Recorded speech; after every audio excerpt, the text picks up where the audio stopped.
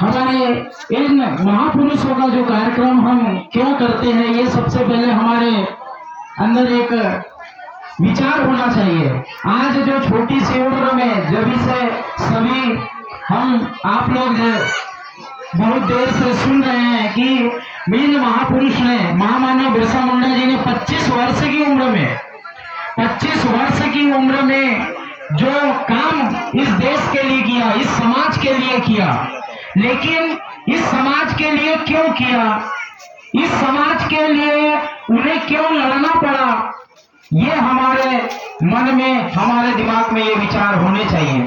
क्योंकि 25 वर्ष की उम्र में क्योंकि मैं एक बार पांडावाली मतलब सीधी जिले के गांव में जब वहां पे मुझे आमंत्रित किया गया तो मैं वहां गया था। इसी के बारे में एक दीदी थी बिरसा ब्रिगेड में है वो, उन्होंने बोला कि वो 9 साल की उम्र में बिरसा मुंडा जी ने समाज के लिए काम करना शुरू किया। अब वो 9 साल की उम्र से समाज के लिए क्यों काम करना शुरू किया?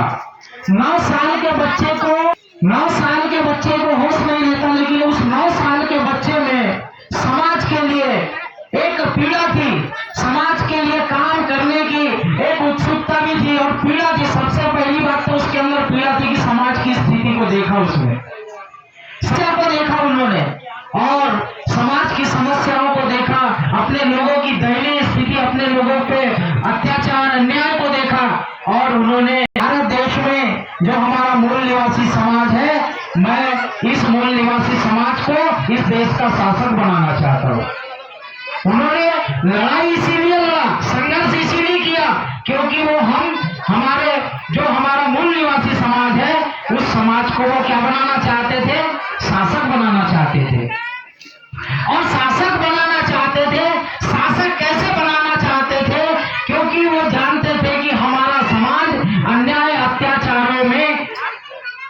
अत्याचार सह रहा है और हमारे समाज को गलत दिशा देने का काम यहाँ पर भारत में ब्राह्मणवादी व्यवस्थाओं ने की और उन्होंने अंधविश्वास पाखंडवाद में हमारे समाज को रखा। इसीलिए उन्होंने प्रकृतिवादी जो हमारा समाज था उसको फिर से प्रकृति की ओर मोड़ने का, एक दिशा देने का काम उन्होंने जो आंदोलन चलाया, जो जल जंगल जमीन का जो आंदोलन चलाया, अभी हमारे अतिथियों ने आपको बताया कि वो स्वाभिमान की जो लड़ाई उन्होंने लड़ा, जल जंगल जमीन की।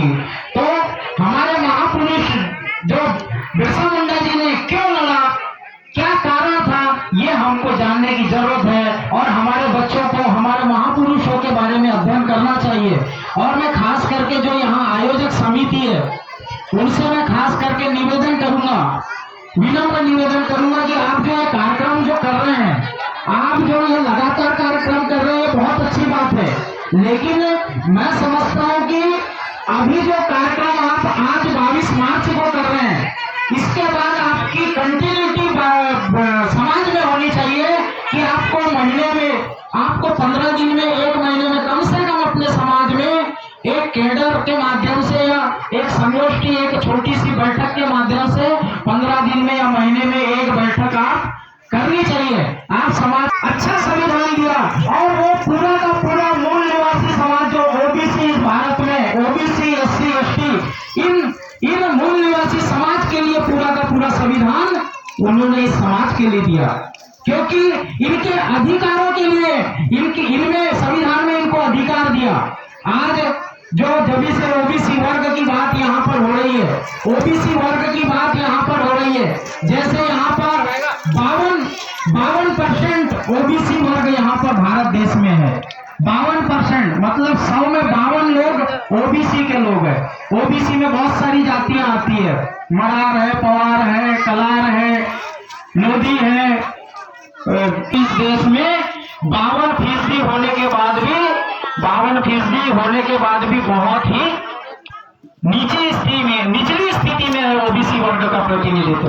आज हम देखते हैं कि संसद में जो यहाँ पर ओबीसी वर्ग के अगर 52% के हिसाब से अगर जिसकी हिस्सेदारी उतनी उसकी भागीदारी होनी चाहिए, 52% के हिसाब से 270 के आसपास सांसद होने चाहिए।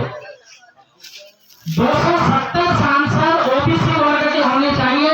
मेरे ख्याल से संजय भैया 140 सांसद है, 140 सांसद है, जबकि ओबीसी वर्ग के सांसद कितने होने चाहिए?